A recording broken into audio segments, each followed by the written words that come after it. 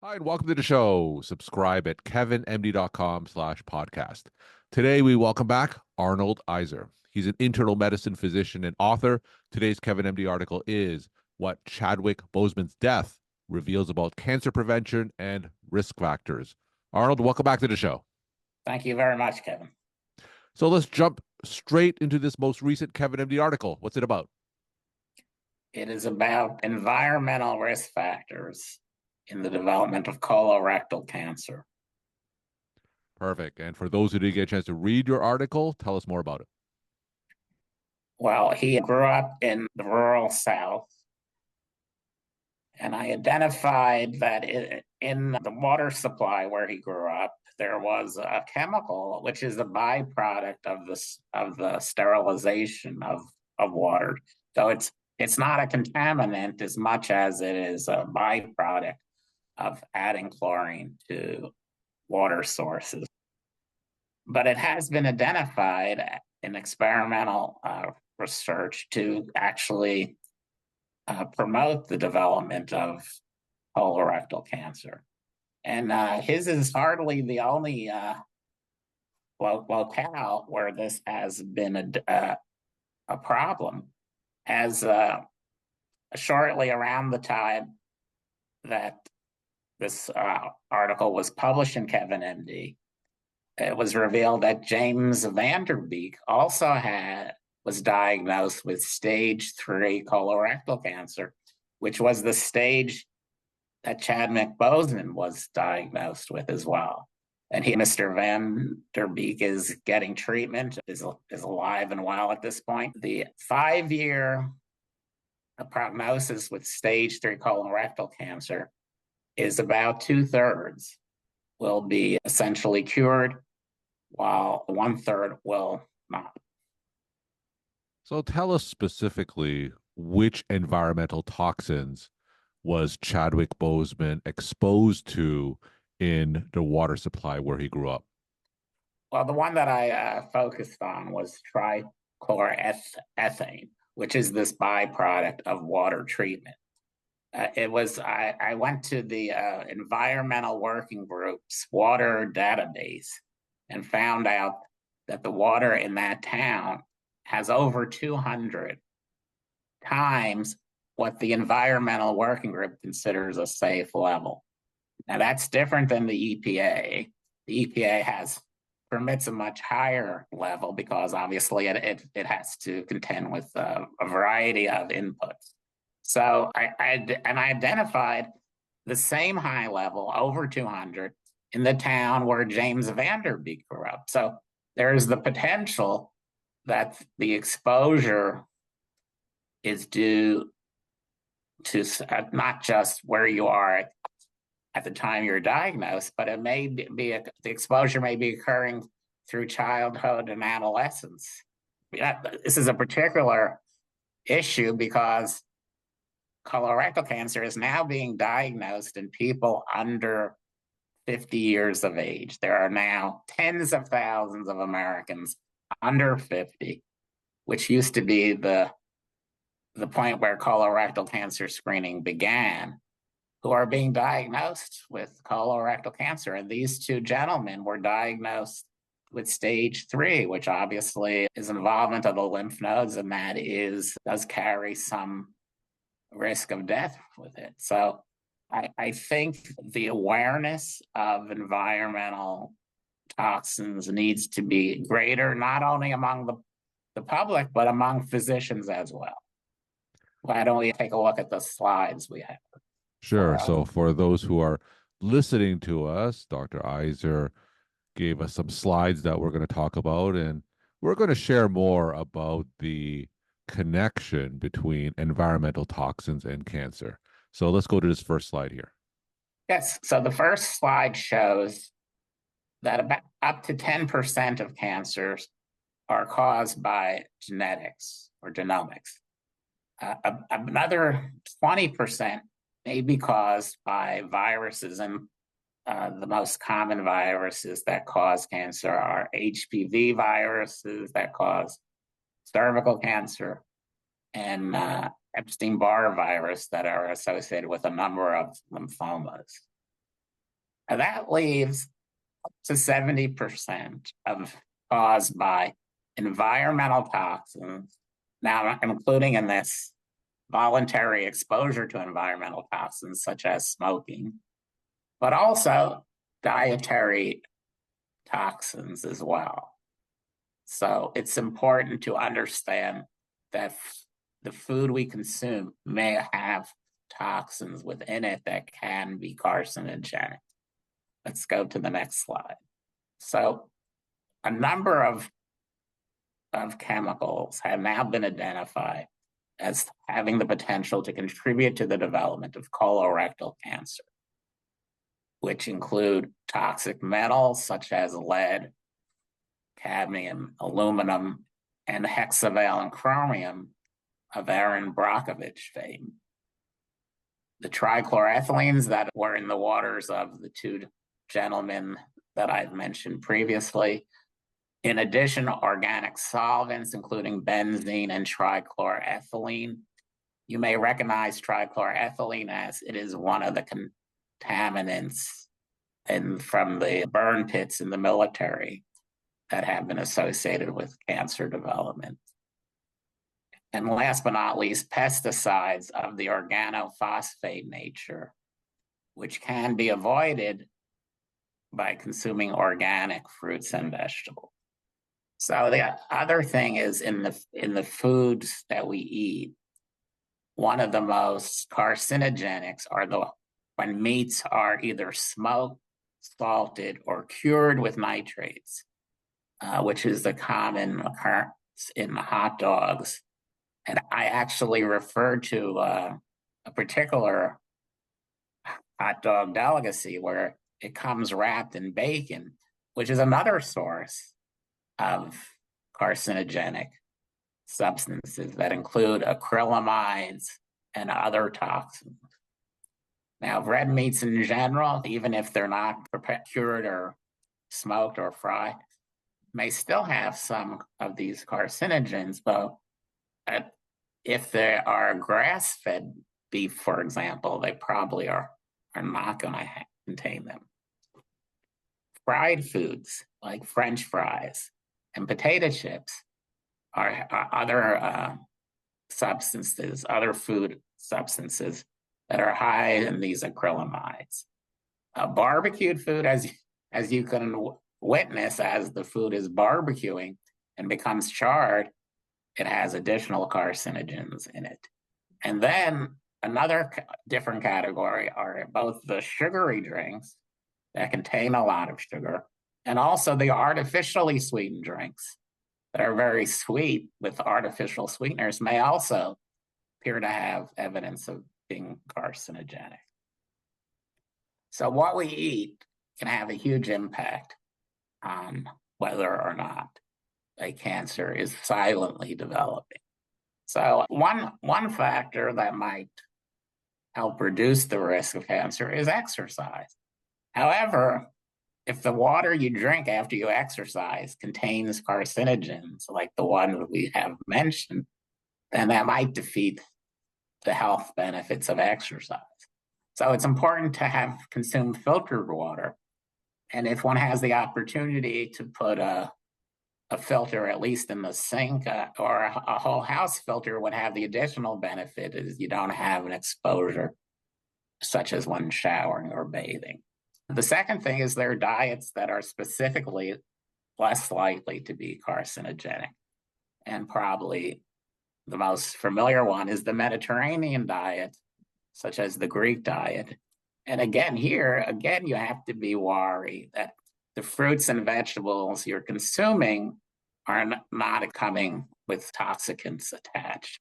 So one way to do that is to get your fruits and vegetables from the organic section.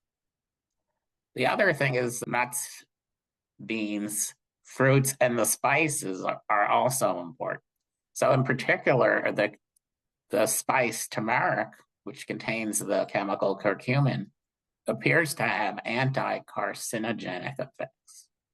And then as recently, the Surgeon General of the United States recently recommended alcohol avoidance, and certainly alcohol is a known carcinogen as well, but it also has certain other effects that keep it in people's interest. So here I'm encouraging physicians to become more knowledgeable of environmental toxins. In the article published in KevinMD in November, I mentioned the possibility of there being a more extensive development of digital databases of environmental exposure that could then, with the implementation of an AI component, help identify what particular risk the particular individual seeing the physician has.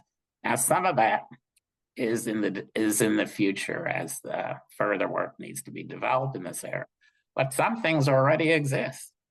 So the Environmental Working Group's water database is readily accessible by anybody, physician or otherwise. The second thing is I urge all physicians to familiarize themselves with what Superfund sites are in their vicinity so they have some idea what may be contributing to illnesses, and also may help modify their screening interventions. The third thing is there's some unique features to environmental toxin sampling that is not intuitively obvious, nor is it necessarily taught in medical schools or residencies. And that is in particular importance with regard to metal toxicity. Metal toxicity is a problem because it can cause a variety of health problems. It is often leaves the bloodstream and the urine within 48 hours.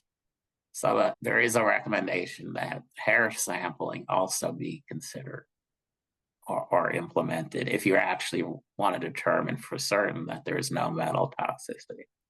And then, as I've just discussed already, there are a number of toxicants in foods that physicians should be familiar with so they can counsel their patients to avoid it. So I think in the future, we're going to see more towards trying to develop individualized risk factors, and therefore screenings are initiated in a timely fashion. As I mentioned in the article in KevinMD, under this scenario, I would have hoped that somebody like Chadwick Boseman started colorectal cancer screening at 30, so that at the age of 30, instead of at the age of 39, him being diagnosed with stage 3, that he might have been picked up at an earlier stage and more effectively treated as a result. So, talk to me about the variability when it comes to these toxins, specifically in the water. Have there been any epidemiological studies done that correlates the amount of water toxicity with the incidence of various cancers in the country? There have been some. I don't have any to quote at the moment, but yes, there have been some.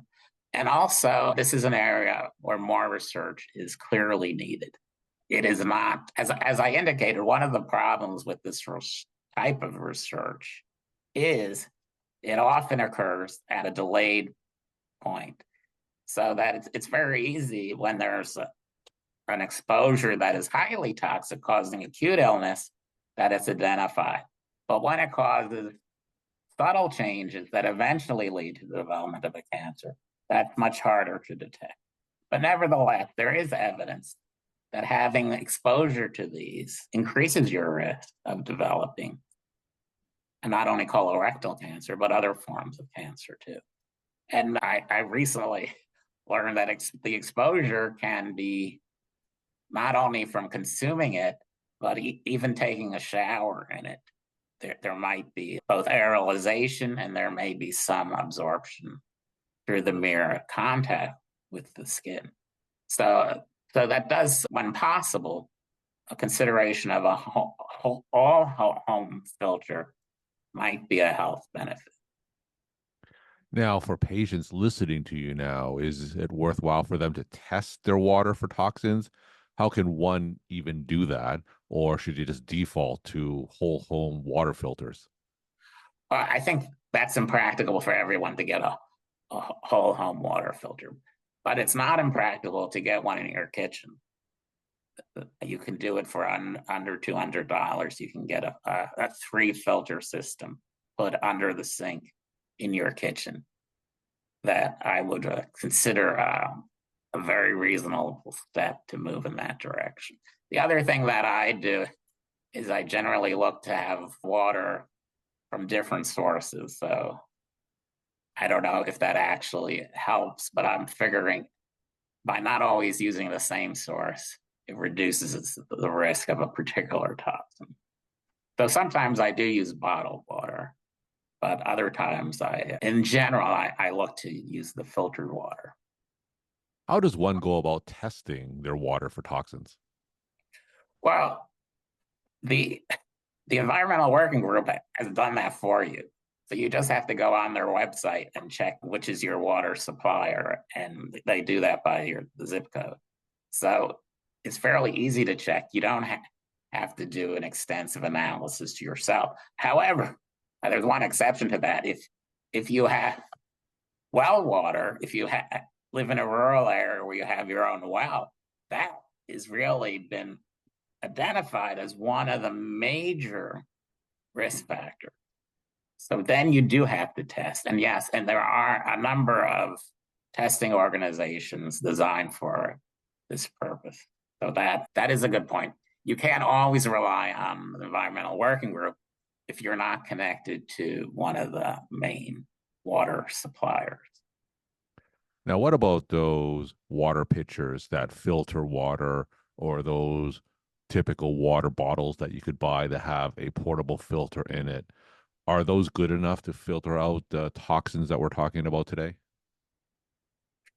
I do not have any direct knowledge of that, so I really can't say. But I'm a little skeptical that they're able to do as much as the under the kitchen sink is a three filter system.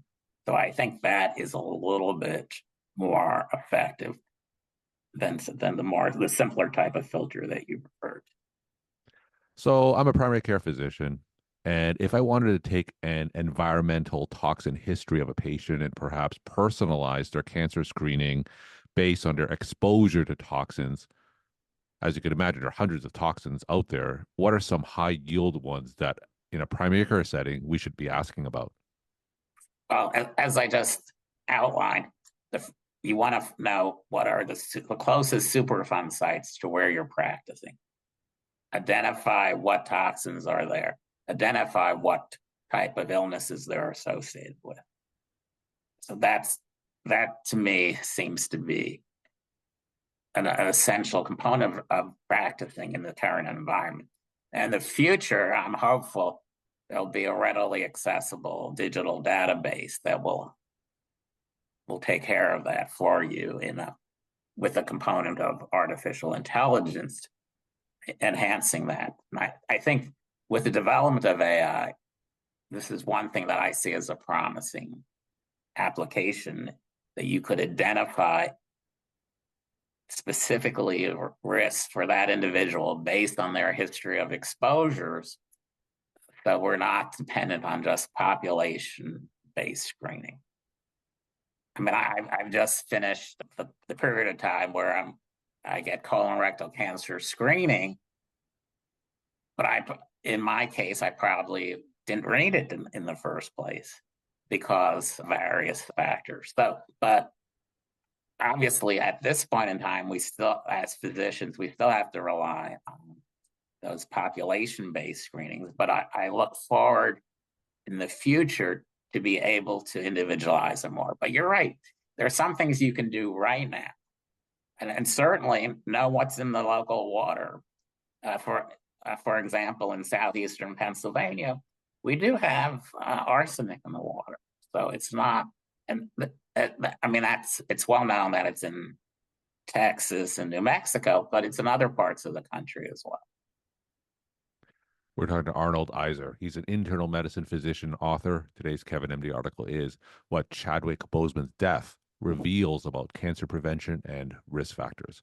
Arnold, let's end with some take-home messages that you want to leave with the KevinMD audience.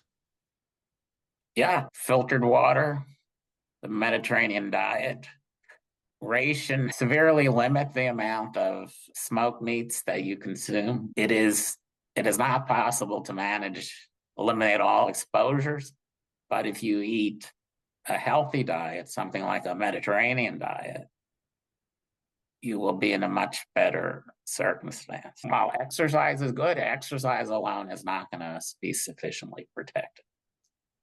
So, I mean, the two individuals I have cited in this talk were both in a very good physical fitness from a cardiovascular perspective. Arnold, thank you so much for sharing your perspective and insight, and thanks again for coming back on the show. Thank you very much, Kevin.